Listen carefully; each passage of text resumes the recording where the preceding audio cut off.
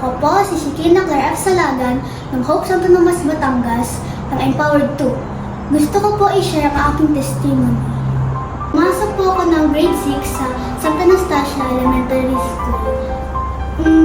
2 years po ako nag-module kaya po parang excited po ako pumasok.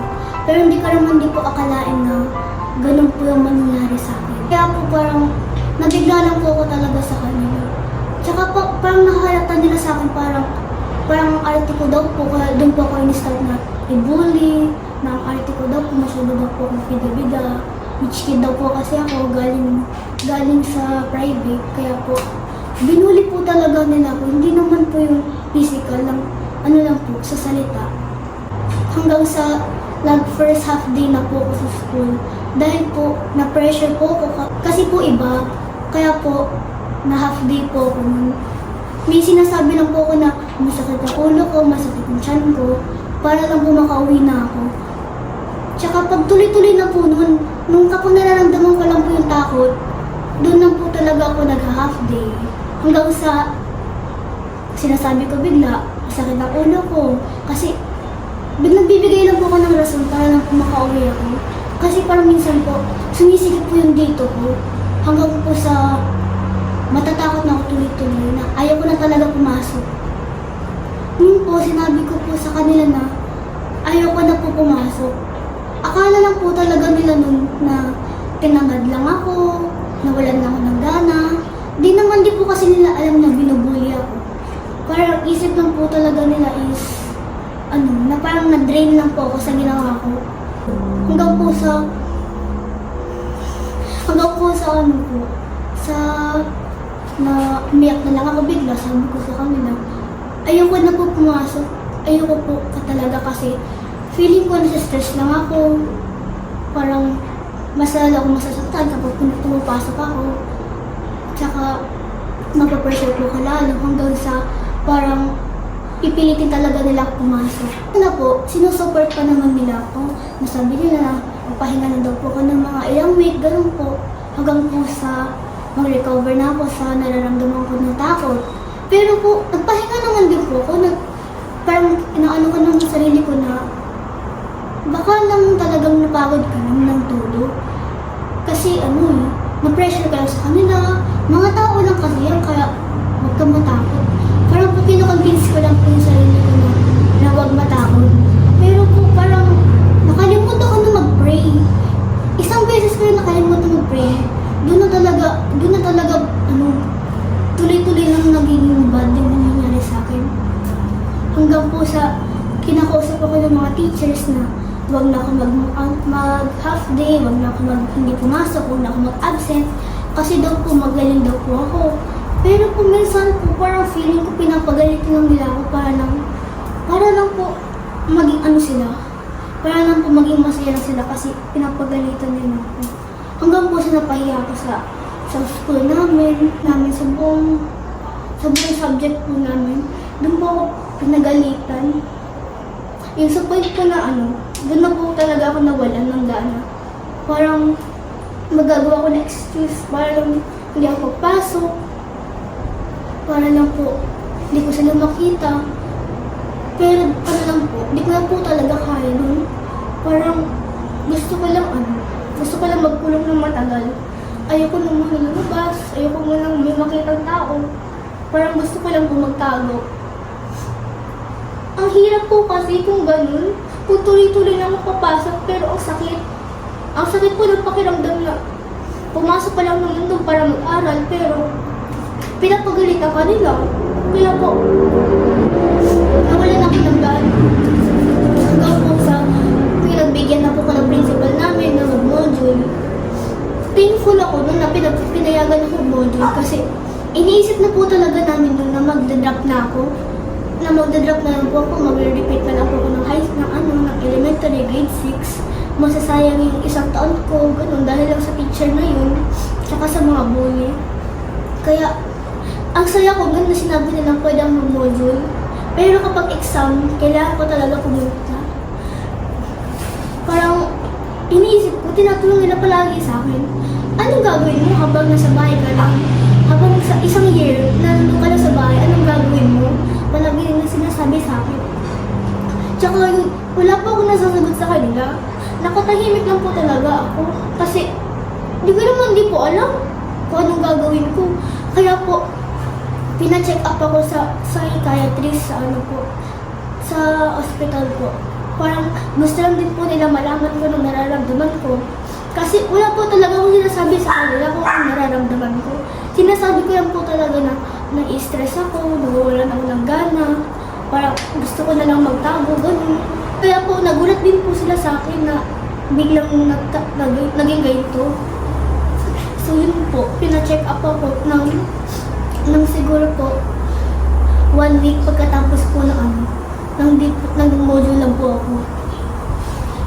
Tinanong po ako kung ano nararamdaman ko. Yun po, nag-share naman din po ako sa may psychiatrist, pero ano lang din po, di ko naman din po kasi nasabi lahat ng gusto ko sabihin kasi ang sakit po lang dito, parang nag-close ko yung throat ko. Yun yung palagi ko pong nararamdaman kapag sineshare ko yung Kaya ngayon po, parang nasanay na ako na mag-share sa kanila. Kapag naiisip ko lang po agad, parang gusto ko na umalis, parang ayoko lang po talaga naiisip yung ganun. Bigla akong nanginginig, bigla akong iiyak. Kasi, parang na-trauma na lang po ako sa nangyari. Hanggang ngayon naman din po, na-trauma ako. Parang nawala na din ako ng gana na mag-recitation, magsalita sa harap, sumali sa mga project, sumali sa mga groupings. Dahil lang din po sa teacher namin. Tsaka next week po, nag-check up ulit kami, nag-schedule ulit. Pero yun naman po, hindi naman po mag-share. Pinilit lang po talaga akong pumasok. Binigyan mo po ako ng pills para lang po kumalma. Pero sabi po nila, doon po, hindi naman po kung may sakit na para mag-pills. Kaya po tinigilan nila ako na mag-pills. Tsaka din po, kapag tinitake ko yung gamot na yun, parang biglang tumataas yung heartbeat ko. Hindi po siya napapakalma, parang mas lang po siyang Kaya po, in-stop na po doon. Kasi sabi daw po ng psychiatrist na pumasok daw po kung nakasama yung mama ko, gano'n po. Para makita niya daw po kung anong ginagawa ko. Pero noon po, hindi ko po talaga kaya pumasok. Kahit po kahit gigisingin nila ako maaga, kahit pipilitin na lang ako, papaluin pa nila ako para lang makapasok ako. Hindi talaga nila ako napipilit. Parang nagkukulong talaga ako sa kwarto ko. Nagtatago lang po, nagsasabi ako ng excuse. Parang ginagawa ko pa lahat, parang magkalagnat lang ako para di ako pumasok. Magpapaulan ako para magkalagnat ako. Kakain ako ng ganito para sumakit yung ulo ko, yung tiyan ko. Kasi di ko lang po talaga mapilit yung sarili ko. Parang iniisip ko lang po talaga. Next year na lang ako pumasok, magre-recover ako. After nun, biglang may magsisimba daw po sa may clubhouse na Hope Santa Tomas, Batangas. Na Christian daw po. Gusto daw po i-try lang para lang matanggal yung stress na sa problema. So yun po. So bigla po namin nakita sa may GC ng Pueblo na may magsisimba daw po sa clubhouse namin na Christian. So gusto naman din po namin i-try para mawala lang po yung sa isip namin yung problema. Pinilit pa nga po nila ako sumama kasi wala lang talaga po akong gana pumunta. Pero thankful naman ako na napilit nila ako kasi doon po talaga nakilala si God. Yung Hope, tinulungan po nila ako lalo. From slowly learning to pray araw-araw, magbasa ng mga verse, magbasa ng Bible. Parang tuloy-tuloy na po ako kasi doon ko lang po talaga nalaman na ganito po rin nagagawa ni God, na nakakapag-solve siya ng problema. Parang isip ko lang talaga na kailangan ko lang ito gawin, kailangan ko mag-pray, kailangan ko magdasal araw-araw, pero hindi ko naman din siya iniisip ng masyado. Parang si God, parte lang siya ng buhay, ganun. Kailangan mo lang ito gawin kasi para lang baka punta ka sa heaven. Parang ganun lang po yung iniisip ko dati. Pero ngayon po iba na po yung feeling ko kay God. Ganito si God, na hindi siya lang basta parte lang ng buhay natin. Siya yung apple of the eye. Siya lang po talaga nagpapawala ng problema natin. Siya yung nagtutulong sa atin para makabangon tayo, na binibigyan niya tayo ng hope sa buhay natin. So yun yung bigla kong naisip, ayun yung gagawin ko para makarecover ako sa nasa bahay ako palagi. Kasi parang papasok din po ako nun kasi every Sunday papasok ka, may matutunan ka din po araw-araw, tsaka may bago ka naman may kasama. Kaya po, yun lang po talaga yung naisip ko para makapag-recover. Wala naman din po kung iniisip na iba na napapasok ulit ako para makarecover ako. Parang ayaw ko lang po talaga. Pupunta lang po ako kapag exam. Kala ko lang po yung talagang matututo kaya tungkol kay God, pero hindi lang ganun. May makikilala ka din mga tao, may mas lalong may mga tutulong sa'yo sa buhay mo, bibigyan ka nila ng life lesson. Kaya po tuwang-tuwa po ako na pinilit ako na pumunta na po, na din po ako, nakapag-recover ako. Pero unti-unti pong lumalapit yung grade 7 na papasok ulit.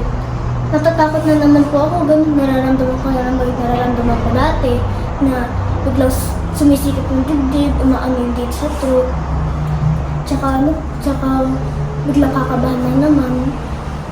Pero parang hinahayaan ko lang po muna, hindi ko lang po alam kung paano ko i-control, kasi wala naman din po nagturo sa akin na kung paano ayusin yung problema ko. Wala naman din po sa akin ng guide na, ganito yung kailangan mo gawin para di mo naisipin yan, para di ka matakot sa school. Wala naman din po nagturo sa akin. Ako lang po talaga naggawa. Tsaka tinulungan na din po ko ng mga verse na binabasa ko, na sign daw po yun, na sign ko na pumasok na daw ako, na huwag na daw ako matakot.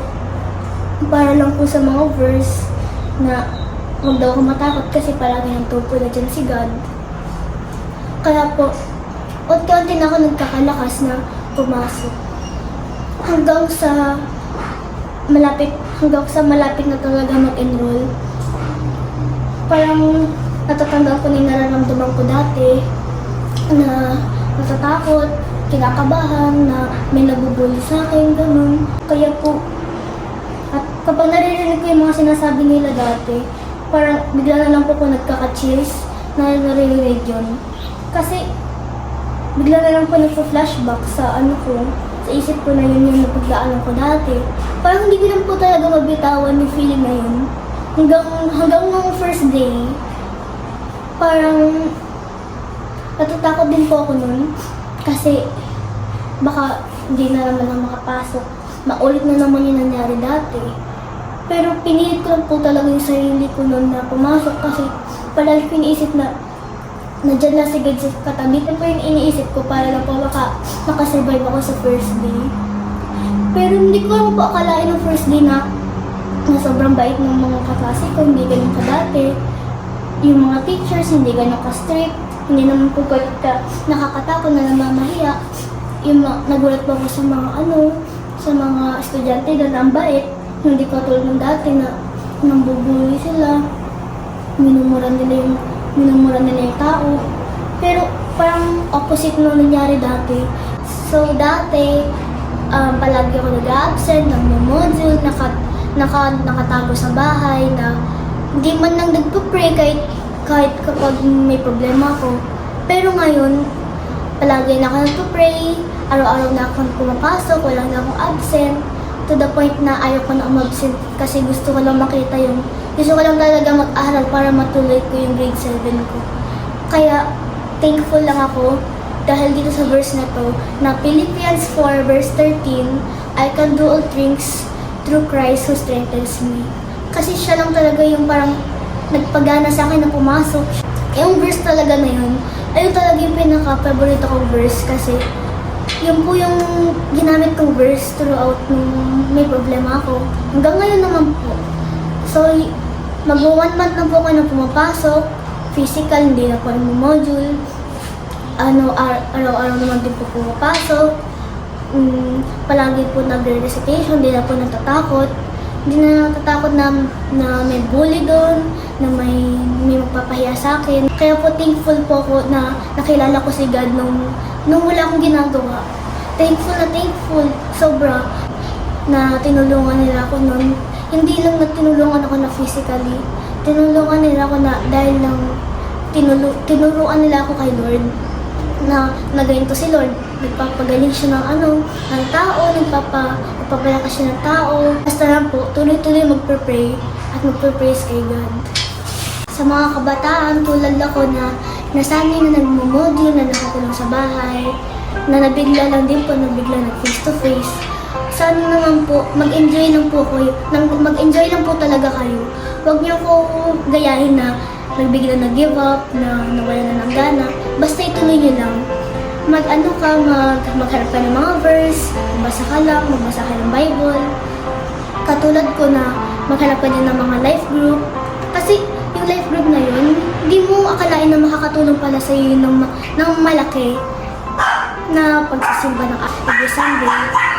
Malaking tulong na yun para makaano ka. Basta tandaan mo lang na si God nandyan palagi sa tabi mo. Palagi ka lang magpapray. Huwag ka tumigil na magsimba ng Sunday. Tsaka kapag may problema ka, tandaan mo lang na huwag ka mag-give up. Kasi ano lang yan, dadaloy lang yan sa buhay mo. Hindi naman yung tatagal eh.